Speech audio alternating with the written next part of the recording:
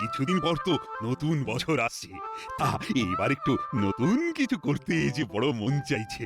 কি করতে মন চাইছে মহারাজ? আগের বছর করা সব প্রতিশ্রুতি পালন তো অবশ্য করেই করতে হবে, আর তার সাথে একটা নতুন কিছু করতে হবে। পুরনো প্রতিশ্রুতি সব মনে আছে মহারাজ? না না না না না, আমি ভুলিনি গোপাল, আমার মনে আছে। আজ আমি খুব আনন্দের সাথে ঘোষণা করছি, আসছে বছর থেকে গোপালের বেতন বাড়লো। গত বছর সকলের বেতন বেড়েছিল, কিন্তু আমার গোপালের বেতন বাড়াতে পারিনি। আমি কথা দিয়েছিলাম যে আসছে বছর আমি গোপালের বেতন বাড়াবো, আর আমি আজ সেই কথা রাখলাম। আগামী বৈশাখ মাস থেকে গোপালের বেতন বাড়ল। কি গোপাল, আমার স্মৃতিশক্তির পরীক্ষা আর তুমি নেবে? না মহারাজ, আমি আপনার স্মৃতিশক্তির পরীক্ষা নিতে যাইনি। জানি গোপাল, জানি। আমিও কথাটা কৌতুক করে বলেছি। যাক, তুমি খুশি তো? অবশ্যই মহারাজ। কায়দা করে বেতন বাড়িয়ে নিল। আমার একটা নিবেদন আছে মহারাজ। আহা, বলে ফেলো। আপনি যদি এই নতুন বছরে মুর্শিদাবাদের নবাব বাহাদুরকে আমাদের নববর্ষের বৈঠকে আমন্ত্রণ জানিয়ে সংবর্ধনা দেন, তাহলে নবাব খুশি হবেন মহারাজ। নবাব খুশি মানে কৃষ্ণনগর সুরক্ষিত। বাহ বাহ বাহ বাহ, এটা কিন্তু গোপাল দারুণ বলেছে। হ্যাঁ, তাহলে ওই কথাই রইল। নববর্ষের দিন আমাদের নবাব বাহাদুরকে সংবর্ধনা দেওয়া হবে। কাল এই সম্বন্ধে আরো বিস্তারিত আলোচনা হবে, কেমন?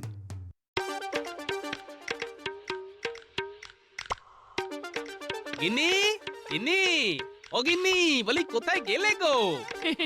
কেন গো, কি হয়েছে, কি হয়েছে? আজ এত খুশি দেখছি, হ্যাঁ? আরে শোনো শোনো, আসছে মাস থেকে আমার বেতন বাড়লো। ও তাই নাকি গো? তাহলে নতুন বছর আমাদের ভালো যাবে, কি বলো? বাবা ঢুকি। বাবা বাবা এলাম। নতুন বছর তোমাদের সঙ্গে কাটাতে এলাম। বাবা বাবা বাবা, খুব ভালো দিনে এসেছিস রে তোরা। কেন মা, ভালো দিন কেন? বাবা জীবন, তোমার শ্বশুর মশাইয়ের বেতন বেড়েছে গো। আহা, কি আনন্দ, কি আনন্দ। ও বাবা বাবা বাবা গো, তাহলে আজ জমিয়ে জামবাটি ভর্তি করে গাজরের হালুয়া খাবো গো। ও বাবা, খাওয়াও না, গাজর খাওয়াও না বাবা। তোমার শাশুড়ি গাজরের হালুয়া বানাতে জানে না বাবা জীবন। কি কি বললে? আমি গাজরের হালুয়া বানাতে জানি না? গাজর নিয়ে এসো, আমি হালুয়া বানিয়ে খাওয়াবো। হ্যাঁ, ঠিক আছে ঠিক আছে, এখন তো তোমরা আছো, হবে একদিন। ততদিনে গিন্নি তুমি গাজরের হালুয়া বানানোটা শিখে নাও, কেমন? ঠিক আছে ঠিক আছে, তুমি যখন বলছো তখন একটু শিখেই নেবো খন। বাবা কি নরম গলা, টাকার কি মহিমা। যাও বাবা জীবন, ভেতরে যাও। ওমা, আপনি বলছেন? কি ভালো, কি ভালো।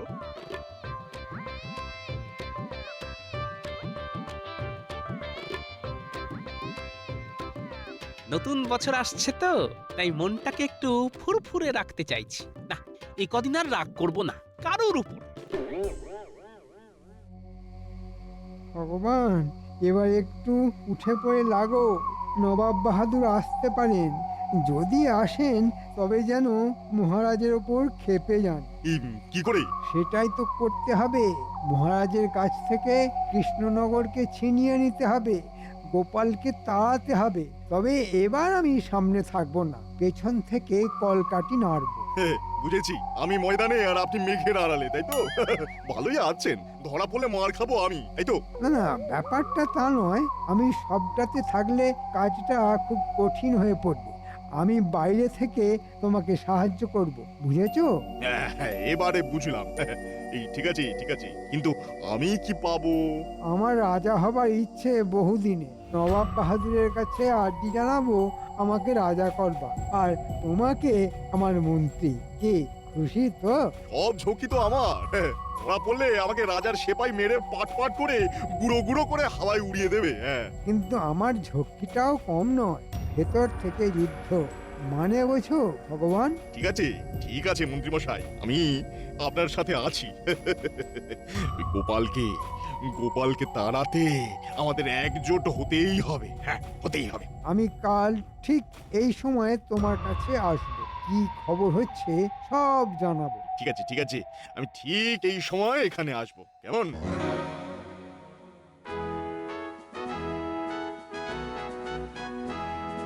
মহারাজ তাহলে আমরা আমাদের কাজ শুরু করি। আমরা আজই নবাব বাহাদুরকে আমাদের তরফ থেকে দুধ পাঠিয়ে নিমন্ত্রণ করি। ঠিক আছে ঠিক আছে, আমি আজই দুধকে পাঠিয়ে দেবো। সভাকবি, তোমাকে একটা সুন্দর কবিতা লিখতে হবে। এমন কবিতা লিখবে যাতে নবাব বাহাদুর খুশিতে একেবারে পাগল হয়ে যায়। হওয়াচ্ছি পাগল, এমন পাগল করে দেব যাতে করে পাগলা হয়ে সারা জীবন পাগলখানায় থাকতে হবে। মন্ত্রী, বলুন মহারাজ। সেদিন আমার সমস্ত প্রজারা নিমন্ত্রিত। নতুন বছরে রানীমা সকল প্রজাদের নিজের হাতে নতুন বস্ত্র দেবেন। সেই দিন দুপুরে নববর্ষের ভোজ আমার সকল প্রজা পেট পুড়ে খাবে। বাবা, এই অল্প সময়ে এত আয়োজন কি করে হবে? সেটা বাবা দেখা এসব তোমার কাজ, কারণ তুমি আমার মন্ত্রী। মহারাজ আমরা সবাই দায়িত্ব ভাগ করে নেব, তাহলে কারো কাছে কোনো চাপ থাকবে না। সাধু সাধু, তাহলে কে কে কি কি দায়িত্ব নেবে ঠিক করে ফেলি। মন্ত্রী, তুমি প্রশাসনিক কাজ সব দেখবে, আর গোপাল ভাড়ার ঘর আর রসুই ঘর তোমার দায়িত্ব। ইস, ভাড়ারের দায়িত্বটা যদি আমি পেতাম। দেখি বলে মহারাজ, ভাড়ার ঘরের দায়িত্ব কিন্তু প্রশাসনিক দায়িত্বের মধ্যে পড়ে। না না না না, এই দায়িত্ব আমি গোপালের হাতেই দেব। তোমার অনেক দায়িত্ব, তুমি সবটা পারবে না। নবাব আসবে, নবাবের সাথে লোক লস্কর আসবে, হই হই কাণ্ড, রই রই ব্যাপার, আর তুমি কিনা ভাড়ার ঘর নিয়ে বসে থাকবে। না না না মন্ত্রী, তুমি তোমার দৃষ্টিটা উঁচু করো। উঁচুই তো করছি, এত উঁচু করব যে আপনাকে সেই উঁচু থেকে ছোট দেখাবে। ঠিক আছে, আপনার আদেশ শিরোধার্য। সভাকবি, তুমি নবাব বাহাদুরের সাথে সব সময় থাকবে, কেননা তুমি হচ্ছ আপ্যায়নের দায়িত্বে। দেখবে নবাব বাহাদুর যেন মনক্ষুণ্ণ না হন। মহারাজ, আপনি থাকুন চিন্তামুক্ত, সভাকবি আছে যুক্ত। সাধু সাধু। মহারাজ আপনি নবাব বাহাদুরকে মালা দেবেন। তুমি ওই মালাটাকে আমার হাতে তুলে দেবে। এই তো মাথায় এক ঝটকায় বুদ্ধি চলে এসেছে। ওই মালাতেই সব জ্বালাবো। মহারাজ, ওই মালাই হবে আপনাদের জ্বালা। হ্যাঁ, সেনাপতি, তুমি দেখবে আমার রাজ্যে কোনো বৈদেশিক শত্রু যেন ঢুকে না পড়ে। তোমার সৈন্য সামন্তদের নজরদারিতে রাখবে। যথাজ্ঞা মহারাজ, আমি প্রস্তুত। আমি আজ থেকেই রাজ্যের সর্বত্র ওই সৈন্য মোতায়েন করে দেব মহারাজ। এই রে, এই সেনাপতিকে হাত না করলে তো মুশকিল। চুলে ভিজবে না, অন্য ব্যবস্থা করতে হবে। দেখি, একবার রাজসভা থেকে বেরিয়ে সেনাপতিকে ধরতে হবে। সেনাপতি, আমি যেহেতু প্রশাসনিক দায়িত্বে আছি, এই বিষয়টা তো তোমার সাথে আলোচনা করে নেব। সেই ভালো সেই ভালো। ঠিক আছে মন্ত্রী মশাই, সভা শেষে আমরা রাজ্যের সুরক্ষা, নবাব বাহাদুরের সুরক্ষা নিয়ে আলোচনা করব। মন্ত্রী মশাই দেখছি অতি উৎসাহী। কোনো কিছুই তো অতিরিক্ত ভালো নয়, নজরে রাখতে হচ্ছে। প্রহরী, দুধকে খবর দাও, এক্ষুনি আমার কাছে নিয়ে এসো। মন্ত্রী, নবাব বাহাদুরকে পত্র লেখ, আমি স্বাক্ষর করে দিচ্ছি। নবাব বাহাদুরের কাছে আজই নিমন্ত্রণ চলে যাওয়া চাই। যথাজ্ঞা মহারাজ।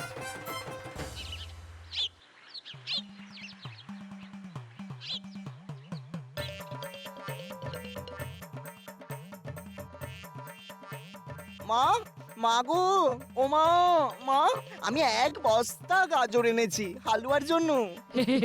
খুব ভালো করেছো বাবা, খুব ভালো করেছো। চিনি তো লাগবে বাবা। সে ব্যবস্থা হয়ে গেছে। যে খায় চিনি যোগান চিন্তামণি। চিনি কোথায় গো? দেখতে তো পাচ্ছি না। আসছে মুটের মাথায় চেপে। মা, আজকে রাতে গাজরের হালুয়া বানাবে তো? বানাবো বানাবো, বাবা জীবন খেতে চেয়েছে বলে কথা। বানাবো না। বাবু, চিনির বস্তা কোথায় রাখবো? আরে, এক বস্তা চিনি কি হবে? গাজরের হালুয়া হবে। হ্যাঁ। আর তো 4 দিন পরে নতুন বছর পড়বে বাবা, একটু মিষ্টি মুখ না করলে চলে? আপনার তো বেতন বেড়েছে বাবা, একটু আনন্দ করব না? বাবু, কোথায় রাখবো? না না, বছরের শেষ দিনে আর মেজাজ গরম করব না। মাথায় 22 মণ বরফ চাপিয়ে রাখবো। মুটে ভাই, তুমি এক কাজ করো, বস্তাটা আমার জামাইয়ের মাথায় তুলে দাও। আমার জামাই ঠিক জায়গায় রেখে দেবে। হ্যাঁ বাবা জীবন, বস্তাটা ধরে নাও তো।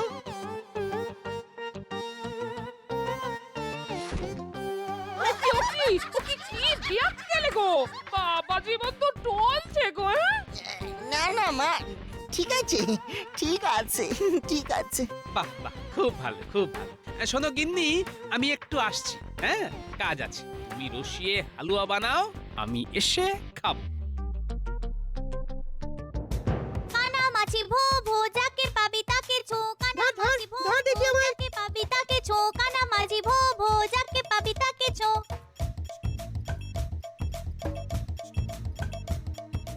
এই ন্যাপলা, কে রে এই গরমে চাদর মুড়ি দিয়ে আসছে? তাই তো রে, পাগল টাগল হবে হয়তো। চল পিছুনি। হাঁটা চলার কিন্তু পাগলের মতো নয়, চল পিছুনি, তারপর গোপাল দাদুর কাছে সব বলবো। চল চল।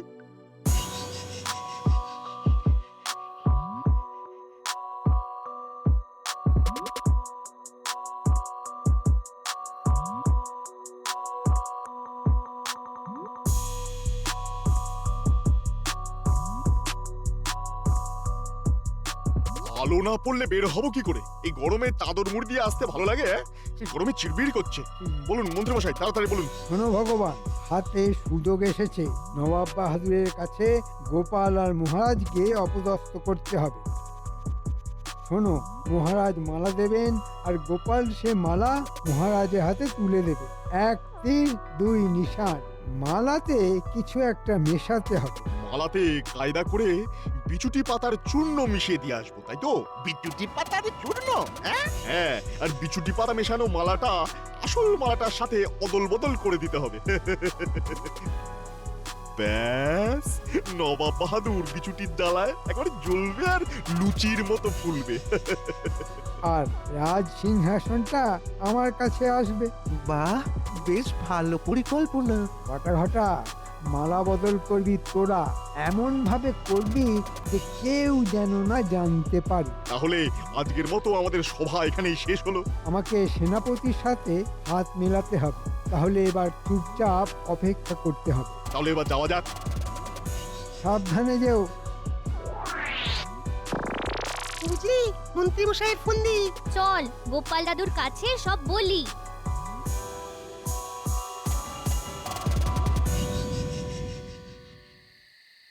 গিন্নি, ভালোই হয়েছে। মা, সত্যি কি ভালোই যে হয়েছে, কি বলবো আপনাকে মা। দারুণ দারুণ দারুণ হয়েছে। সত্যি এই সব খাওয়া দাওয়া তুমি এলে বলেই হলো, নইলে সেই থোড় বড়ি খাড়া আর খাড়া বড়ি থোড়। না, রাখবো না, যতই উত্তেজিত করুক না কেন। গোপাল দাদু বাড়ি আছো? কিরে, কোথায় ছিলিস? আমি তোদের খোঁজে মাঠে গিয়েছিলাম। আয় ভেতরে আয়, ভেতরে আয়, তোদের কাজ আছে। দাদু বলো, কি কাজ আছে? আগে বল, তোরা এত রাতে কেন এলি? দাদু, ভগবান আর মন্ত্রী মশাই ঝোপের ধারে কথা বলছিল। ও, ভগবান তাহলে আবার কৃষ্ণনগরে এসেছে, তাই? আচ্ছা, কি বলছিল? মালাতে কিছু একটা মেশাতে হবে। মালাতে কায়দা করে বিচুটি পাতার চূর্ণ মিশিয়ে দিয়ে আসবো, তাই তো? বিদ্যুতি পাতার চূর্ণ? হ্যাঁ, আর বিচুটি পাতা মেশানো মালাটা আসল মালাটার সাথে অদল বদল করে দিতে হবে। বুঝলাম, আমি এই ব্যাপারেই কথা বলতে তোদের কাছে গিয়েছিলাম। ও মা গো, কি সর্বনেশে ব্যাপার গো! ওগো, ওগো কি হবে গো? ও মা, কি হবে গো?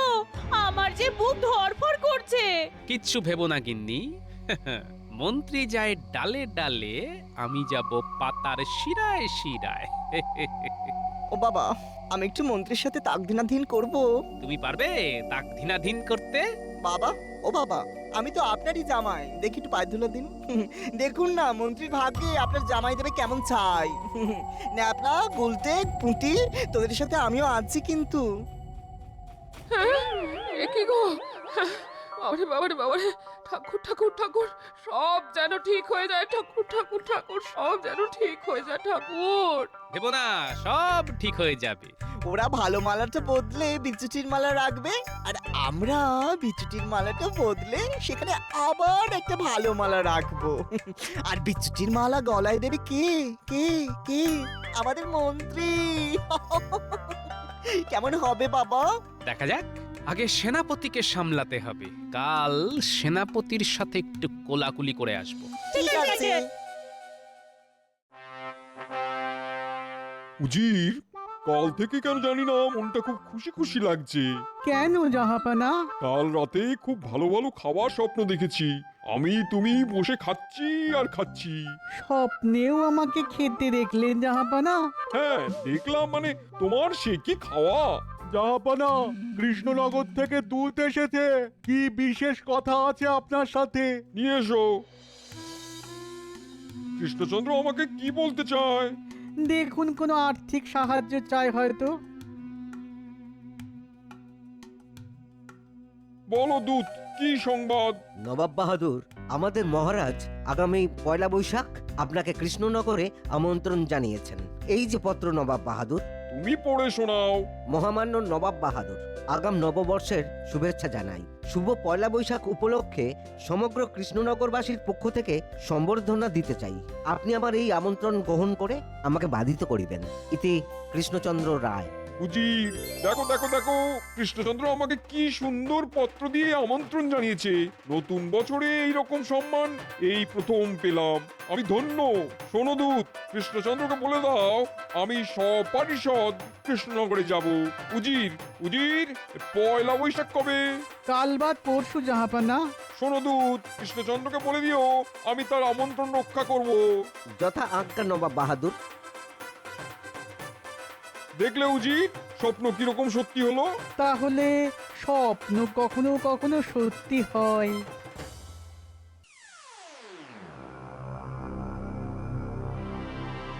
বলো বলো দূত, নবাব বাহাদুর কি বললেন? উনি খুব উচ্ছ্বাস প্রকাশ করলেন এবং কাল সকালেই উনি আর উজির আমাদের এখানে নিমন্ত্রণ রক্ষা করবার জন্য আসছেন। বাহ বাহ বাহ, আমরাও প্রস্তুত আছি। কি বলো মন্ত্রী? আগে হ্যাঁ মহারাজ, আমি ছিদাম মালিকে একটা সুন্দর মালা করতে বলে দিয়েছি। বাহ, নামটা শোনা হয়ে গেল। তাহলে এবার ছিদামের কাছে আমাকে যেতে হবে। বাহ বাহ, খুব ভালো, মানে আমরা প্রস্তুত।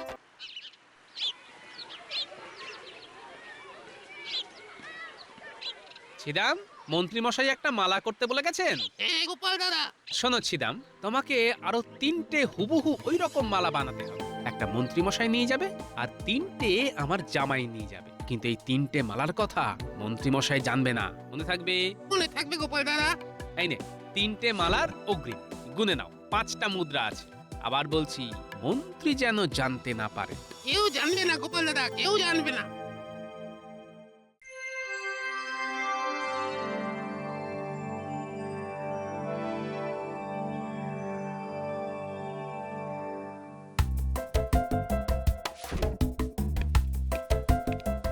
প্রণাম প্রণাম নবাব বাহাদুর। আজ বছরের শেষ দিন, যদি কোনো অপরাধ করে থাকি তো ক্ষমা করে দেবেন। তুমি